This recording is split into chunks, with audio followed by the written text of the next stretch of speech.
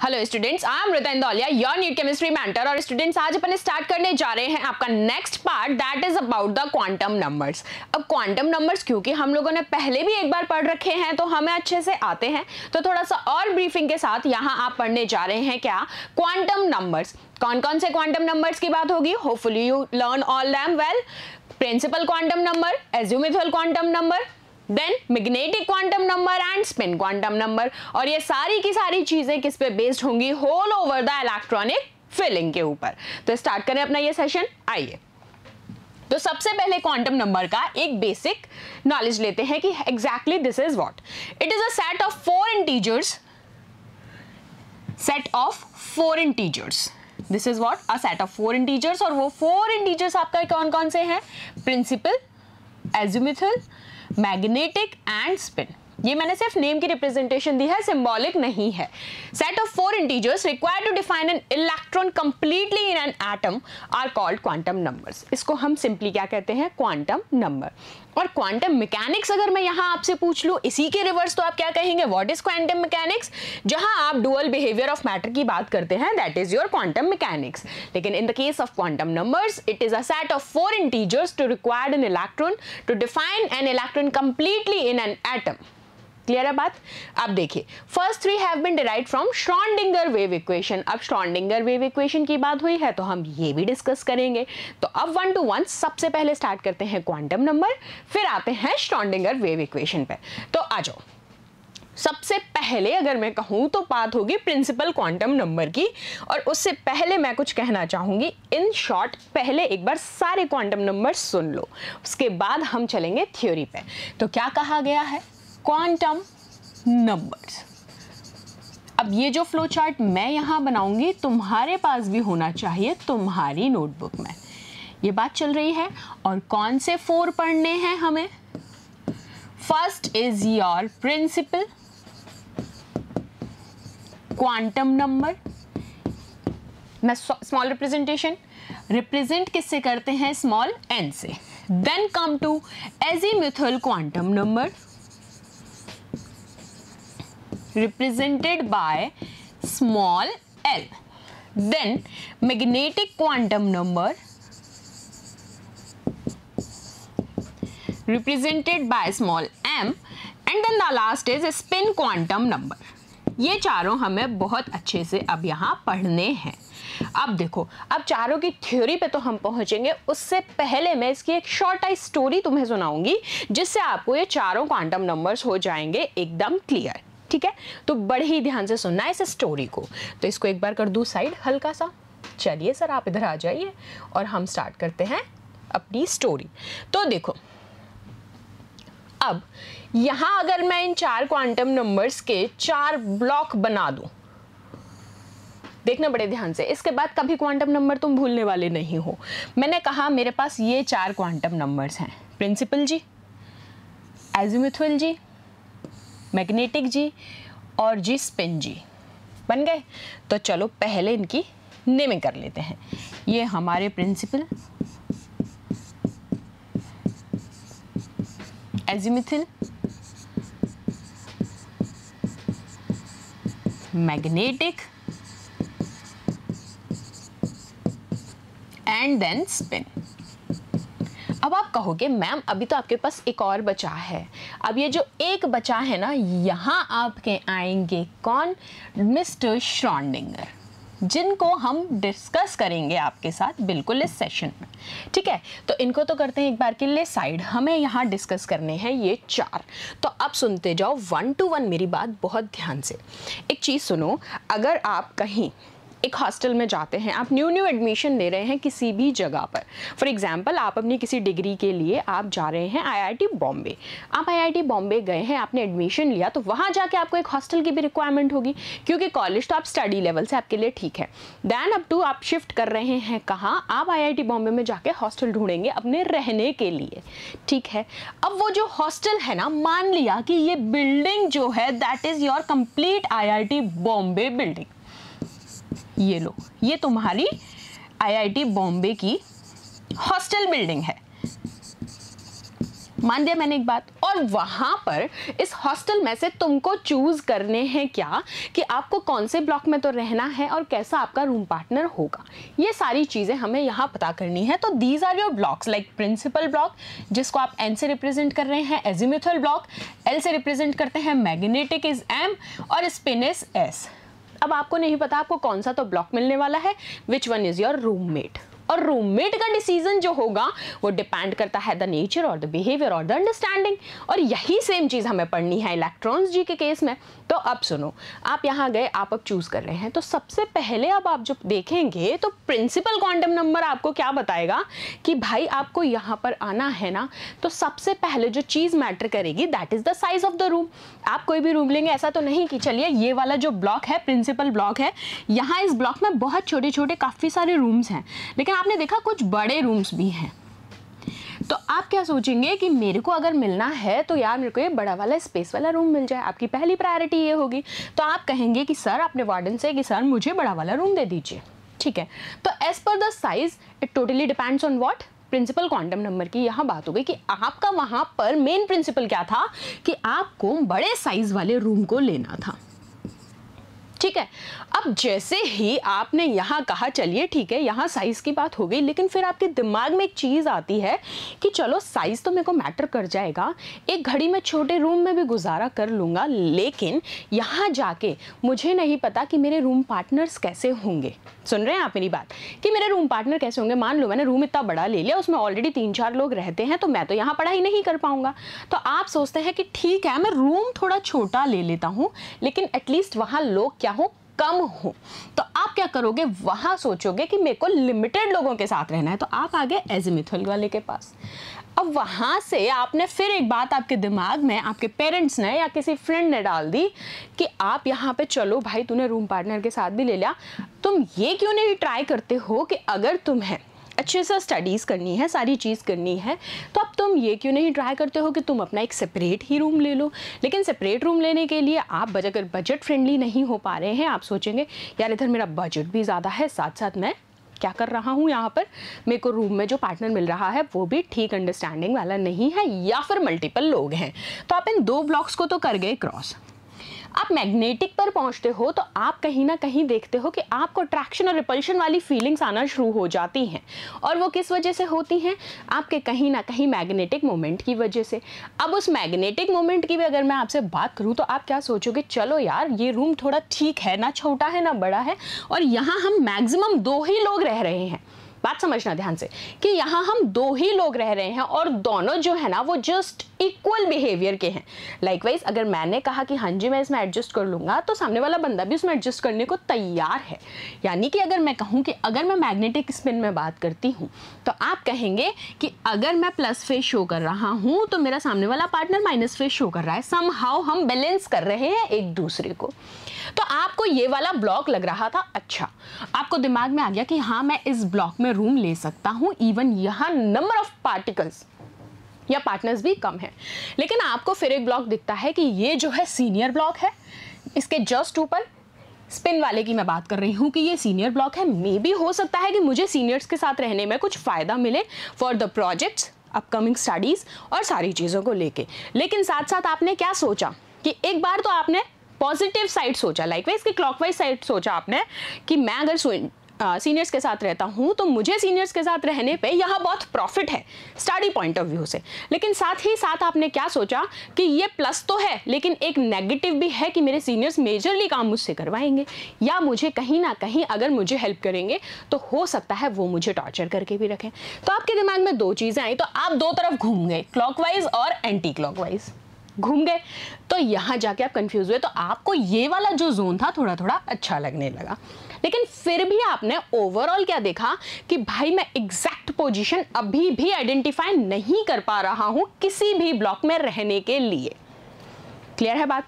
ठीक है। अब जब आप ये नहीं कर पा रहे हैं तो यहाँ ये जो मिस्टर जनाब श्रोडिंगर हैं ये कहते हैं आके, ये हैं आपके हॉस्टल वार्डन या फिर आपके डैड के कोई रिलेटिव, वो आके आपकी हेल्प करते हैं। डैड के कोई फ्रेंड है, वो कहते हैं बेटा तू टेंशन ना ले, ऊपर वाला ब्लॉक तो छोड़ दे क्योंकि सीनियर ब्लॉक है, एक बार के लिए तू इन तीनों ब्लॉक में से जो तेरे को पसंद आए तू ले ले, मैं तेरे को हेल्प कर दूंगा, कोई परेशानी नहीं आएगी। यहीं से पता चला कि ये जो श्रोडिंगर जी थे, जो आपके डैड के रिलेटिव थे या फ्रेंड थे, वो इन तीनों ब्लॉक्स को मैनेज कर रहे थे। तो उन्होंने आपको एक सीधा हिंट दे दिया, इन तीनों में तेरे को कोई दिक्कत नहीं आएगी, तू कभी भी कहीं भी ले ले। यहाँ थोड़ा सा वाइस वर्सा चलता है कि अगर सीनियर का मूड ठीक है तो वो अच्छा रहेगा, नहीं है तो वो एंटी हो जाएगा। तो यहाँ एंटी वाला सीन ज़्यादा था, तो आप इन तीनों में हो गए एडजस्ट। ये स्टोरी तुमने सुन ली अच्छे से। अब हम 1 to 1 किस पे बात करेंगे। यहाँ मैंने जितने वर्ड्स बोले थे, फर्स्ट में मैंने साइज बोला, दूसरे में मैंने नंबरिंग को डिनोट किया, तीसरे में मैंने आपसे क्या कहा कि आप जैसा भी बिहेवियर होगा आप एक दूसरे को बैलेंस करके चलेंगे, यानी कि प्लस और माइनस फॉर्म में। अब इन्हीं चीज़ों को मैं थ्योरी से रिलेट करवाऊंगी तो दिक्कत नहीं होनी चाहिए। स्टोरी अच्छे से सुन ली और समझ ली। और स्पिन वाले में मैंने क्या बोला, मूड ठीक है तो ठीक रहेगा, नहीं होगा तो एंटी हो जाएगा। तो ये सारी चीज़ें अब रिलेट करो थ्योरी से। आ जाओ। तो देखो, सबसे पहले क्या कहा मैंने, principal quantum number, it describes size of the electron. हम रूम के साइज की बात कर रहे थे, size of the electron wave and the total energy of the electron. और वो टोटल एनर्जी यहां पर कौन हो, आप, क्योंकि यहां इलेक्ट्रॉन कौन है, आप। आईआईटी के हॉस्टल में रूम किसको चाहिए, आपको, लेकिन आपको डिपेंड किस पे हो रहा है, हो साइज ऑफ द रूम पे, बाकी की चीजों पे तो अभी आप पहुंच रहे हो। सो अब इसकी इंटीग्रल वैल्यूज क्या हो सकती हैं, इधर 1 2 3 4, जिनको आप ब्लॉक वाइज नेम दे रहे हैं KLMN। ठीक बात, चलिए। The maximum number of electrons which can be present in a principal quantum number energy shell is equals to what, 2n square। अब तुमने बहुत सोच लिया, लेकिन इन द एंड तुम्हें वार्डन आते हैं और वो कहते हैं कि तुम कुछ भी कर लो, लास्ट में मैं बता दे रहा हूँ यहाँ पर 2n स्क्वायर के रिस्पेक्ट में तुम लोग रह सकते हो। इसका मतलब क्या है, तो इन्होंने कहा यहाँ मतलब है साइज क्या हो जाएगा, radius into what, n square. This n square is number of shells. अगर यहाँ एनर्जी के लिए तुमसे पूछ ले तो याद आ जानी चाहिए, कल जब मैंने शेल्स बताए थे तो एनर्जी बताई थी लोअर शेल्स में सबसे पहली एनर्जी क्या थी, that is -13.6 multiply by z square by n square. तो इस तरीके से हम एनर्जी भी आइडेंटिफाई कर रहे हैं और साइज भी। तो ये क्या था आपका प्रिंसिपल क्वांटम नंबर। बात समझ में आई। चलो, अब अगर इसके बाद एक और चीज याद रखनी है, no energy shell in the atoms of known element possess more than 32 electrons. ये तो आपको पता है कि 32 इलेक्ट्रॉन से ज्यादा तो किसी भी शेल में इलेक्ट्रॉन्स आ ही नहीं सकते। नेक्स्ट शेल पे प्रोसीड कर जाएंगे। चलो, प्रिंसिपल समझ में आ गया। अब एजीम्यूथल पे चलते हैं। एजीम्यूथल का रिप्रेजेंटेशन क्या है, स्मॉल l, दिस। अब यहाँ क्या कह रहे हैं आप, it describe shape of the electron cloud and the number of subshells. क्या मैंने आपको कहा था कि हॉस्टल के रूम में आप जैसे ही एजीम्यूथल की तरफ जा रहे हैं तो वो आपसे क्या कहता है कि ठीक है, आप रूम की शेप तो देख ही रहे हो, साथ साथ में शेप साइज तो आप नीचे वाले में देखा है प्रिंसिपल में। अब आप आ गए कि भाई शेप कैसी है, यहाँ से छोटा है, यहाँ से ट्रायंगुलर फॉर्म है, लेकिन वो साथ साथ कहता है कि ध्यान रखना कितने बंदे रहने वाले हैं इस शेप के अंदर। आपने यहाँ ये चीज सोची, तो इसको आपने कहा describe shape of electron cloud and the number of subshells. ठीक है, इसकी वैल्यूज कितनी हो सकती हैं, प्रिंसिपल वाले जी ने कह दिया आपसे था, वार्डन जी ने, कि यहाँ 2n स्क्वायर के फॉर्म में होंगी। ये कहते हैं यहाँ वैल्यूज होंगी 0 to n-1, और ये n क्या है आपको पता है, आपका सबशेल। अब इसको कैसे समझोगे, अगर मैं आपसे कहती हूँ, आपने कहा l is your azimuthal quantum number. For example मैंने आपसे कहा कि l की वैल्यू यहाँ पर क्या ली मैंने, n।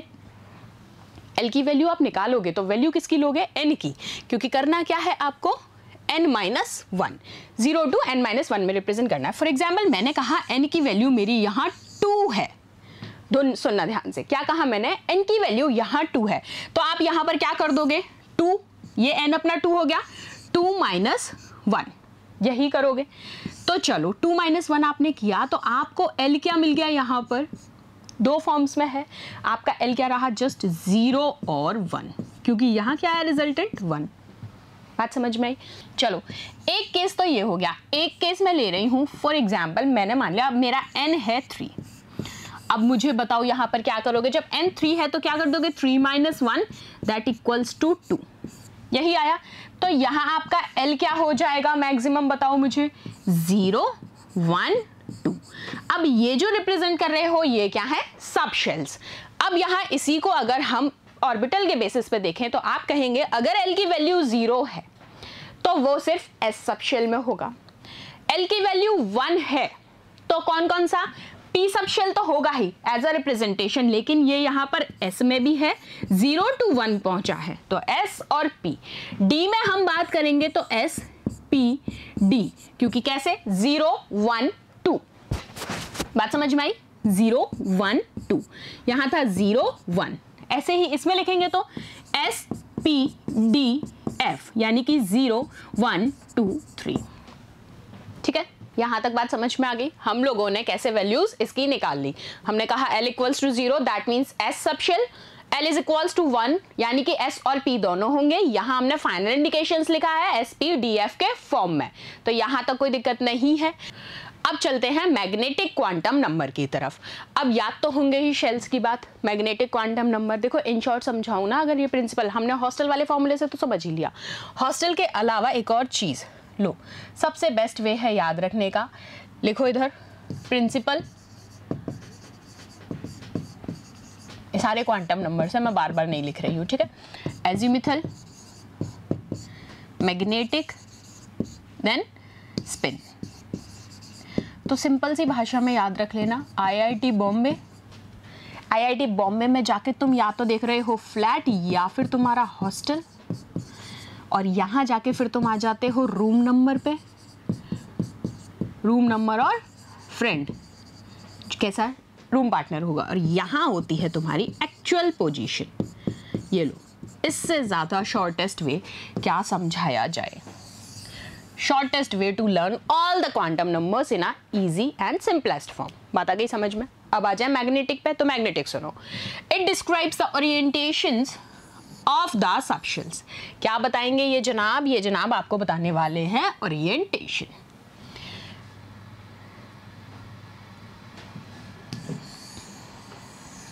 Orientation of the subshell. अब सबशेल्स तो पता है या भूल गए, कुछ ऐसे ही नहीं होते थे, और ये बीच में न्यूक्लियस बाबा plus sign, n equals to 1, n equals to 2, n equals to 3 and so on, KLMN जिनको आप बोलते थे। और ये क्या होती थी, एनर्जी, यही होती थी। तो अब आप देखिए, it can have values from -L to +L। कहाँ से कहाँ, -L से +L। इससे पहले जब एजीमुथल में पढ़ा तो हम कैसे पढ़ रहे थे, L 0 1 2 इस रिस्पेक्ट में। अब हमें क्या करना है, -L टू +L के रिस्पेक्ट में लिखनी है, ठीक है, और including 0 that is total 2L + 1। तो यहाँ फॉर्मूला क्या मिल गया हमें, 2L + 1 से आप निकालेंगे L प्लस और L minus values, each value corresponds to an orbital. कैसे निकालेंगे, आ जाओ, पहले तो निकालना सीख लेते हैं, फिर थ्योरी पढ़ लेंगे क्या कहती है। चलो आओ, क्या कह रहे हैं ये, इनका कहने का मतलब आपसे क्या है, इन्होंने कहा अगर L 0 है, याद रखना 2L + 1, अगर L मेरा 0 है, अब मैंने यहाँ L 0 लिया है तो क्या करोगे, 2 × 0 + 1, क्या आ गया 1, 2 से मल्टीप्लाई करते हैं 0 का तो 0 ही आता है, ये तो पता है। चलो L इक्वल्स टू मैंने 1 ले लिया तो क्या करोगे, 2 × 1 + 1 इज इक्वल्स टू कितना हो गया 3। देन L इक्वल्स टू 2 ले लिया मैंने, 2 × 2 + 2 कर दो, 2 2 + 4 + 2 6। यही होगा या नहीं होगा, सॉरी ये 1 आएगा, ये मैंने 1 है, +1 6 कैसे आ गया, +1 = 5। चलो ये वैल्यूज तो तुमने निकाल ली, अब इसमें रिप्रेजेंटेशन कैसे की जाएगी, क्योंकि हमसे क्या कहा गया कि आपको जो रिप्रेजेंटेशन करनी है वो -L टू +L होगी, यही कहा गया। ये लीजिए, तो चलो रिप्रेजेंटेशन कर लेते हैं। अगर बात चल रही है सिंपल 1 के केस में तो आप क्या लिख देंगे, स्टार्ट्स फ्रॉम 0 की बात हो रही है, 1 के रिस्पेक्ट में बात हो रही है तो इट इज सिंपली 0। आप बात कर रहे हैं इसके केस में तो आप क्या लिखेंगे, ये लीजिए 3 है तो -1 0 +1, यही लिखेंगे। यहाँ है 5 -2 -1 0 +1 +2, ऐसे ही लिखेंगे या नहीं, बता दीजिए मुझे। बात समझ में आ गई? यहाँ आप कहेंगे मैम 1 क्यों नहीं लिखा, तो 1 लिखोगे तो -1 या +1 कौन से उसमें जाएगा, यानी कि 0 से रिप्रेजेंटेशन होगा। तो इस तरीके से आप इन वैल्यूज को लिखेंगे। अब देखो, S subshell has 1 orbital, P subshell has 3, D has 5 and F has 7। ये तो हमें पता है। 3 कौन से हैं? Px, Py, Pz, Dxy, Yz, Zx, x square, y square and z square. और 7 के रिस्पेक्ट में तो हमें ज़्यादा डीप स्टडीज करनी ही नहीं है, बस you have to learn what कि 7 ऑर्बिटल्स होते हैं। चलो, अब यहाँ एक चीज़ जो इंपॉर्टेंट है याद रखनी है, वो क्या है? टोटल नंबर ऑफ ऑर्बिटल्स जो प्रेजेंट होंगे मेन एनर्जी में, वो क्या होगा उसका energy level? That is n square. Initial in the principle 2n square. In the case of magnetic this is n square। बात समझ में आ गई? चलो, अब एक और लास्ट बचा है, that is spin quantum number. किससे रिप्रेजेंट किया जाएगा? s से। अब स्पिन सुनते ही तुम्हें याद आ जाना चाहिए क्लॉकवाइज और एंटी क्लॉकवाइज, यानी कि totally depends on seniors mood, जो मैंने अभी एग्जाम्पल समझाया था। ये तो बात सिर्फ समझने के लिए है। अब यहाँ क्या कहा जाएगा? It describes the spin off the electron, it has values +½ और -½ तो क्या कहा गया है? अगर +½ के रिस्पेक्ट में वैल्यू है तो डायरेक्शन कैसी होगी? क्लॉकवाइज। अगर -½ के डायरेक्शन में है तो कैसी होगी? Anti clockwise. बस, plus signifies clockwise and minus signifies what? Anti clockwise. ये रोटेशन याद रखना है। चलो, अब सबसे पहले यहाँ तो आपने रख लिया, सारे क्वांटम नंबर समझ में आ गए, चारों की चारों अच्छे से आ गए। अब इन चारों को भाई अप्लाई भी तो करोगे ना, और अप्लाई कहाँ करोगे? जब हम इलेक्ट्रॉन फिल करेंगे। तो चलो अब करेंगे apply. Rule for filling of orbitals. सबसे पहले बात कर रही हूँ ऑफ वॉ प्रिंसिपल की। कौन सा प्रिंसिपल? Of Waugh principal. ये एक जर्मन वर्ड है जिसका मतलब ही क्या होता है? बिल्डिंग अप, यानी कि एक बिल्डिंग अप, मिक्सिंग करवाना। सो आपने कहा it gives a sequence in which various subshells are filled up depending on the relative order of the energies of various subshell। इसका मतलब आपने क्या कहा? ऑफ वॉ प्रिंसिपल सिंपल सा क्या है कि वो बिल्डिंग अप करेगा इलेक्ट्रॉन्स की, और किस सीक्वेंस से? एक सीक्वेंस में। किस अकॉर्डिंग? वो सीक्वेंस किसका होगा? रिलेटिव एनर्जीज का। ठीक है, किसकी? सबशेल्स की। आगे बात समझ? चलिए, अब देखो प्रिंसिपल क्या है? The subshell with minimum energy, the subshell with minimum energy is filled up first, and when this subshell obtained maximum of electron then the next subshell of higher energy starts filling। क्या ये बात आपने शुरू में ही नहीं सीखी थी जब मैंने आपको पढ़ाया था कि बेटा सबसे पहले मान लीजिए कि हमारा p ऑर्बिटल है, क्योंकि s में तो है ही एक, तो हम क्या करते हैं? सबसे पहले एक एक इलेक्ट्रॉन भरते हैं लाइक दिस, उसके बाद हम इनकी पेयरिंग करवाते हैं। तो इन्होंने इसमें क्या कहा है? सबसे पहले मिनिमम एनर्जी वाले को फिल किया जाएगा, फिर जैसे ही ये मैक्सिमम को अटेन कर लिया जाएगा तो आप इसको हायर एनर्जी लेवल पे भी एक्साइट कर सकते हैं। क्या मतलब है? जो हम T2G और EG में पढ़ के आए हैं। ठीक है, चलो, then the sequence in which various subshells are filled, वो क्या होंगे? आपको पता है, पहले आप 1s भरते हैं, फिर 2s, फिर 2p, फिर 3s, फिर 3p, फिर 4s। पढ़ चुके हैं अच्छे से। इनऑर्गेनिक में बहुत रटाया है ये चीज़ तो मैंने, तो मुझे नहीं लगता कि दोबारा समझाने की ज़रूरत है। फिर भी एक बार को सुन लो, कोई दिक्कत नहीं है। मुझे 5 मिनट और एक्स्ट्रा लगेगा इसको समझाने में, लेकिन अगर 2 बार पढ़ोगे तो क्लियर बहुत अच्छे से होगा। सबसे पहले क्या भरते हो? 1s, देन 2s, फिर 2p, ऐसे ही तो चलती है cycle. 1s, 2s, 2p, 3s, 3p, 4s। अब 4s के बाद रुक जाओगे, 4s के बाद 4p नहीं आएगा, 3d पहले आएगा। This is the major thing. 4s के बाद कौन आएगा? 3d, then 4p, then 5s। अब 5s के बाद फिर कौन आएगा? 5p नहीं, पहले आएगा 4d then 5p then 6s। तो ये सीक्वेंस इस तरीके से रखना है याद।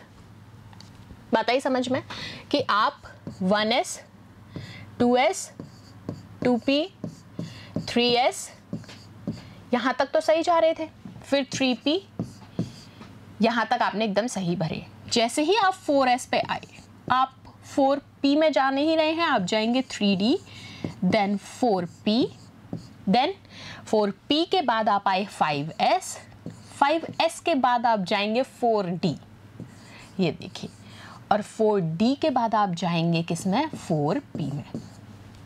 ठीक है, इस तरीके से आपको भरना है, सॉरी 4d नहीं 5p,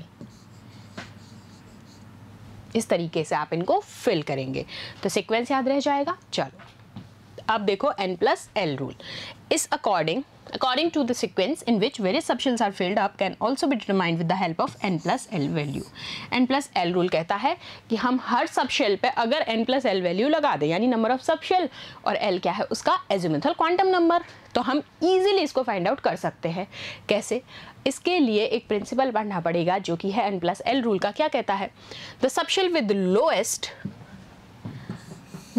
n+l value is filled up first. क्या कहा गया है कि लोएस्ट n+l वैल्यू को प्रायोरिटी दी जाएगी फर्स्ट फिलिंग की। Then when two or more subshell have same n+l value, then the subshell with lowest value of n is filled up first। चलो ये बात तो ठीक है, लेकिन इन्होंने कहा अगर कोई सेम n+l वैल्यू वाला सबशेल है तो क्या करना है? तो हमें याद रखना है फिर से वही, लोएस्ट वैल्यू ऑफ n को पहले फिल किया जाएगा। बात समझ में आ गई? चलो इसके लिए भी दो जनाब पॉली और हुंड्स, इन दो के रूल्स हम पढ़ तो चुके हैं, फिर से पढ़ेंगे। क्यों पढ़ेंगे? क्योंकि अभी हम पूरा जब सेशन क्वांटम नंबर का कर रहे हैं तो हमें वो चीज़ पता होनी चाहिए एक बार फिर से। अब आप देखिए पॉली एक्सक्लूजन में आप कहते हैं 1925 में पॉली ने इस बात को बताया, no two electron in atom, कोई भी दो इलेक्ट्रॉन जो होते हैं उनमें सेम वैल्यूज चारों क्वांटम नंबर की कभी नहीं हो सकती। पॉली का कहना है, उन्होंने कहा किसी भी इलेक्ट्रॉन्स के अंदर, कोई भी दो इलेक्ट्रॉन्स के अंदर चारों क्वांटम नंबर्स की वैल्यू सिमिलर हो ये पॉसिबल नहीं है। तो वो कहते हैं N orbital can accommodate maximum 2 electrons, ये भी आपको पता है, विद ऑपोजिट स्पिन। लेकिन इस स्पिन को भरने का तरीका क्या है? क्या आप इस तरीके से भर सकते हैं? दोनों अगर ऐसे भर दिए तो गलत है, दोनों सेम भर दिए तो गलत है। आप क्या करते हैं? 1 क्लॉक 1 एंटी क्लॉक, ये होता है करेक्ट वे फिलिंग का। बात समझ में आई? चलिए अब नेक्स्ट है हुंड्स मल्टीप्लिसिटी रूल। ये क्या कहता है? मल्टीप्लिसिटी का मतलब क्या होता है? Many of same kind. तो इसको देख लेते हैं। According to Hund's rule, electrons are distributed among the orbitals of subshell in such a way so as to give maximum number of unpaired electron with parallel spin. पहली चीज, in a subshell pairing of electron will not start until and unless all the orbitals of that subshell will get 1 electron each। इन्होंने कहा कि parallel spin के साथ आप electron fill कर सकते हैं, लेकिन ये तब तक नहीं कर सकते, पहले आप 1 to 1 शेल्स को फिल करेंगे, फिर आप इनको रीफिल करेंगे विद ऑपोजिट स्पिन। अब ये स्पिन मल्टीप्लिसिटी क्या कहती है? आप इसको कहते हैं 2s+1 से इसको गिवन है, जहां s आपका क्या है? स्पिन। अब आपको पता है एक बार ये हो सकता है, 2 फेज में हो सकता है। अगर ये क्या है? पेयर्ड अप है, ये अनपेयर्ड है, तो ये कंडीशन होगी। देखिए क्लॉकवाइज एंड एंटी क्लॉकवाइज, और यहाँ क्या है? दोनों ही क्लॉकवाइज, लेकिन शेल सबशेल जो है वो डिफरेंट है, तो बिल्कुल भरा जा सकता है इस वे में। अब हम बात करते हैं अगर ए वाले के लिए, इसके लिए बात हो रही है, तो आप कहेंगे s इज इक्वल्स टू +½ और -½ क्योंकि देखिए 2 स्पिन्स हैं और मैंने आपको बताया क्लॉकवाइज के केस में, क्लॉकवाइज यानी कि अपर हेड दिस, तो आप लेंगे +½ और लोअर हेड यानी कि एंटी क्लॉकवाइज के केस में आप क्या ले रहे हैं? -½ एंटी से ही समझ जाओ, एंटी वर्ड लग गया यानी कि माइनस हाफ। अब आपने क्या कर दिया, दोनों को ऐड कर दो, रिजल्टेंट क्या आ गया, 0। अब स्पिन मल्टीप्लिसिटी के केस में आपने ये निकाल लिया 0 और यहाँ क्या अप्लाई करना है 2s + 1, तो आप क्या कर दोगे, s की जगह क्या रख दिया 0, ओवरऑल क्या आ गया 1, तो ये सिंगलेट हो गया। लेकिन अब बी वाले के लिए, इसके लिए दोनों ही सेम स्पिन में है क्लॉकवाइज, तो आप क्या लेंगे +½ और +½ ये लीजिए, तो आपके पास रिजल्टेंट आया 1। इस फॉर्मूले में पुट करो, आपके पास क्या आया, ट्रिपलेट। तो इस तरीके से आप निकालते हैं स्पिन मल्टीप्लिसिटीज को। क्या निकालते हैं, स्पिन मल्टीप्लिसिटी। तो देखो यहाँ जाके आपका जो है क्वांटम नंबर सेट का जो पार्ट है वो होता है फिनिश। अभी हम नेक्स्ट सेशन आपके साथ डिस्कस करेंगे थोड़ी देर में। नेक्स्ट सेशन में मिलेंगे नए पार्ट के साथ जिसमें हमें थोड़ा सा क्वांटम मैकेनिकल मॉडल के बारे में डिस्कस करना है, क्योंकि इनिशियल में ही बताया था कि इनके 3 क्वांटम नंबर्स में श्रोडिंगर जी ने भी यूज़ किया है, श्रोडिंगर की हेल्प से वो क्वांटम नंबर्स बने हैं।